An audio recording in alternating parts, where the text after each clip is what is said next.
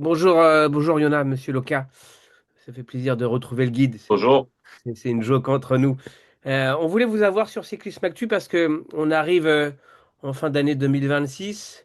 Sur Cyclisme Actu, on a compté encore pas moins de plus de 100 coureurs qui n'ont toujours pas de contrat pour 2026. Pour ceux qui ne le savent pas, Yona, vous êtes l'agent de certains coureurs. Tiens, d'ailleurs, combien de coureurs vous vous occupez? Des professionnels d'une quarantaine. Quarantaine. Toute nationalité? Pas toutes les nationalités, mais surtout pour la plupart des Français et puis aussi beaucoup des coureurs scandinaves, notamment des Norvégiens. Alors pour ceux Mais qui après, il y a des Allemands, Belges aussi. Donc, Hi, it's Yonam. Welcome to spend the rest day at the Tour de France.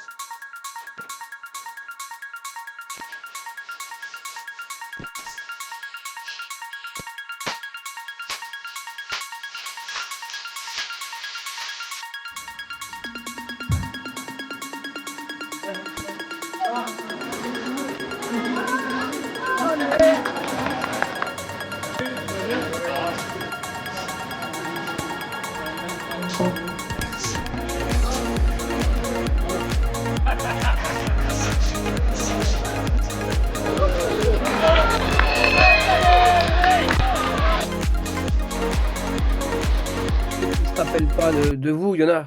Rappelez-vous, rappelez-nous, pardon, vos faits en tant que coureur. C'était en quelle année? Ça ah, date mais, un peu maintenant. mais c'est tellement, il y a longtemps que même moi, c'est des trous de mémoire. Hein. Toi, tu n'étais même pas né à l'époque. Hein. Et c'était professionnel de 1995 jusqu'à 2002. Dans les équipes notamment Festina, Lotto, Sando Latour, Benfica. Et aujourd'hui, vous êtes agent de coureur, c'est ça? On dit ça? Oui, agent de coureur professionnel depuis pas un moment. Moi, je pense que ça doit faire là 13-14 ans que je fais ça à plein temps. 2013. Je sais pas quelle année. C'est la seule personne autre de mon entourage vraiment familial proche qui est aussi tout un niveau de connaissance autour de ma personne, de mes aspirations, de ce que je suis, ce que je veux être. Un jour, mon frère m'a envoyé un message, il m'a dit mon agent il a reçu une demande pour toi, est-ce que tu veux travailler avec lui? Et Yona, qui a une très bonne réputation dans le milieu, c'était naturel.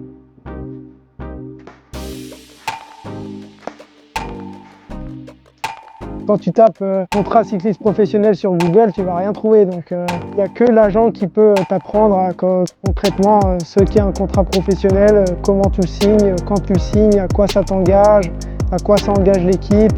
Il y a aussi toute une partie fiscalité. Nous, on préfère rester concentré sur le sportif. Donc, non, c'est cool d'avoir un agent qui s'occupe de tout ça et qui connaît bien le milieu. J'offre, on va dire, un peu un guide.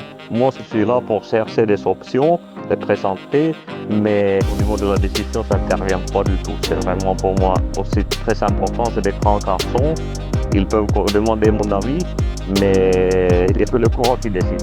C'est quelque chose de quand même assez nouveau de travailler avec des coureurs très jeunes. Bon, maintenant, c'est des coureurs sont tellement jeunes on est obligé d'avoir aussi une relation avec les parents.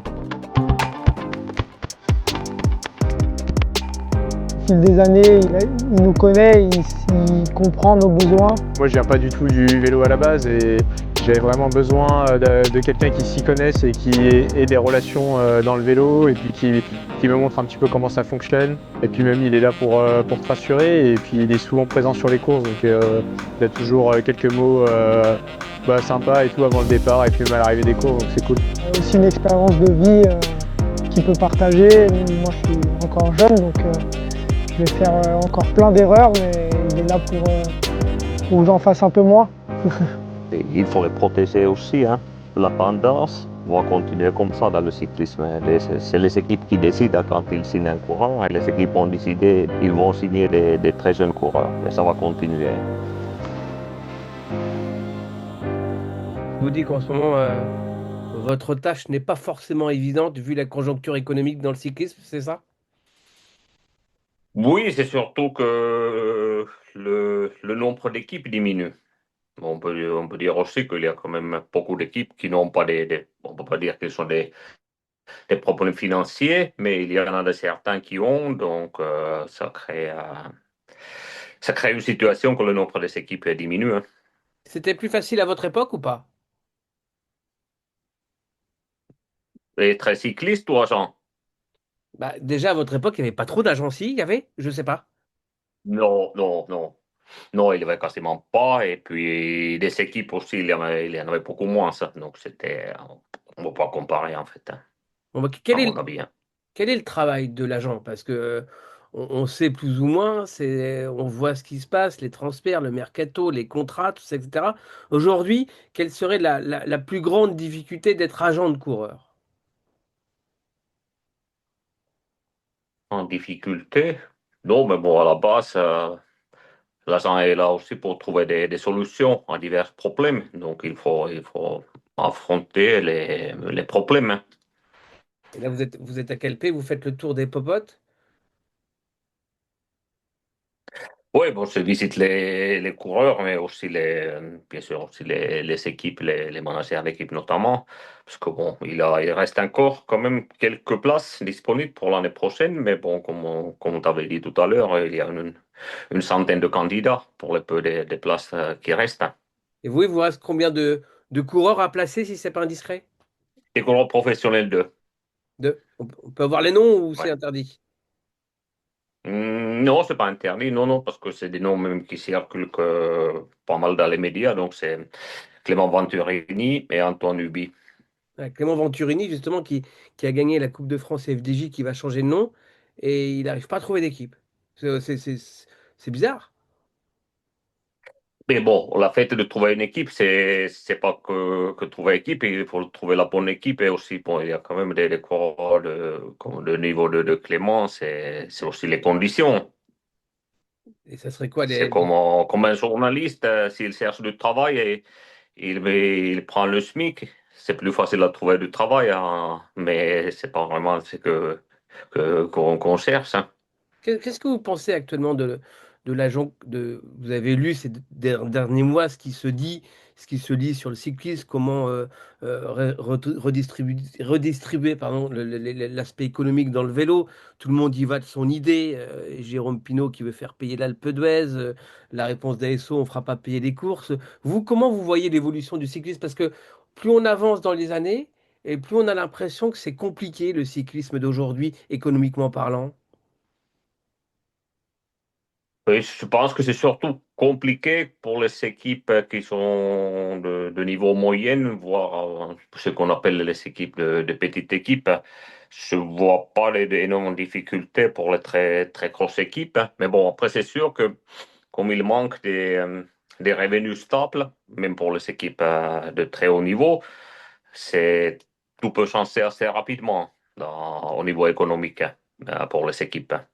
Comme la seule revenu des équipes vient des sponsors, et si d'un coup le sponsor a des problèmes ou qu'il change juste de stratégie de communication, ça devient vite fait problématique aux équipes parce que les équipes sont très peu des fonds propres au niveau de la société de gestion d'équipe.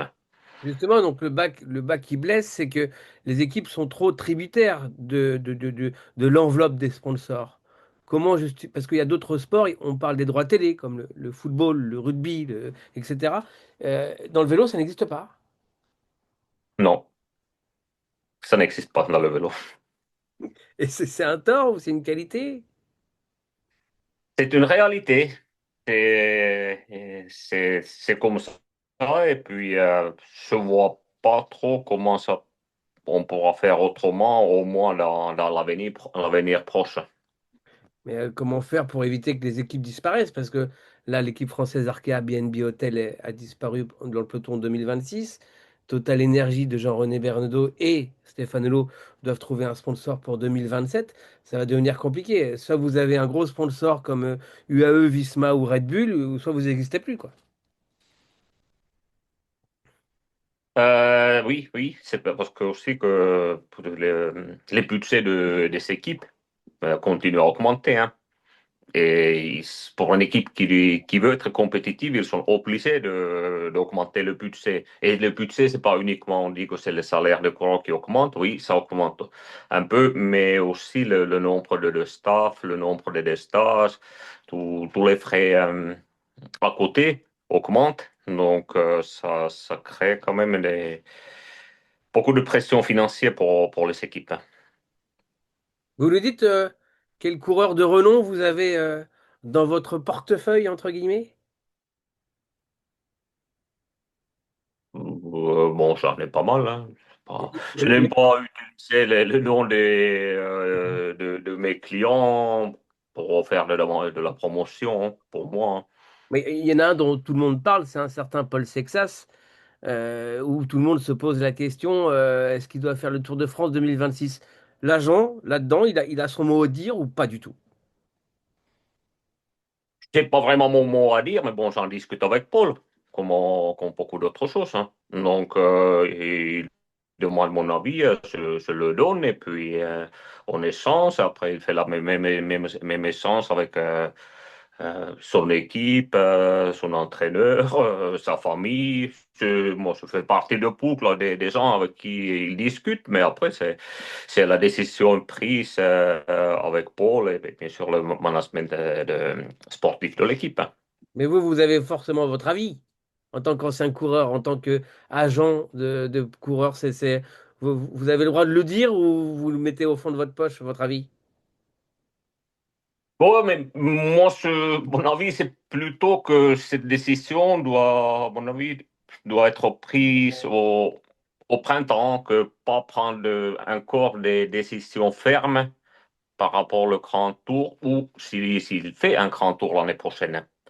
C'est ma philosophie dans le vélo, c'est que c'est bien de planifier des choses, mais bon, ce sera quand même peut-être bien de voir comment la saison démarre, dans quel état il est, et puis après vraiment prendre la décision et surtout prendre la décision et peut-être pas l'annoncer publiquement tout de suite, hein. Mais après, bon, Paul, il le fait, il le gère ça comment avec son équipe, comment ils savent le faire, hein. Mais ça, c'est juste mon avis, hein. Que, à mon avis, il n'est pas très pressé de décider, hein. On le disait tout à l'heure, le vélo a changé à votre époque. Il n'y avait pas d'agent. Non.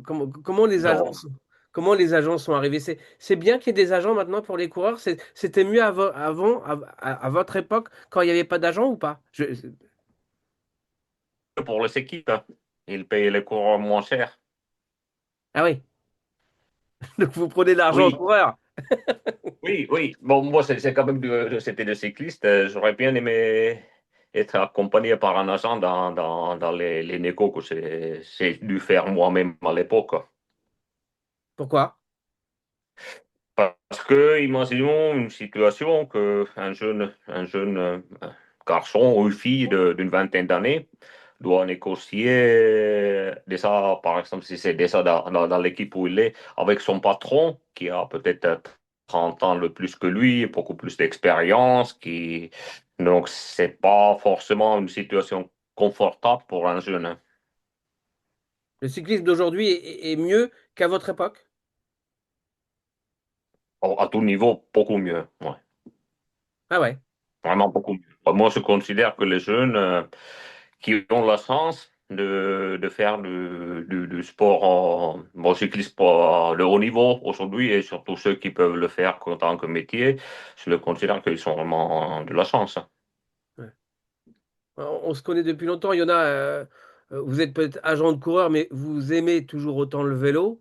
Qu'est-ce que vous espérez de cette saison 2026? Parce que on a Pogacar et les autres, l'ultra domination. Est-ce que c'est gênant pour vous? Est-ce que ça dérange? Est-ce que ça vous plaît? Ou est-ce que vous vibrez toujours autant en regardant une course de vélo, en suivant une course de vélo qu'avant, depuis l'ultra domination d'un Tadej Pogacar, par exemple?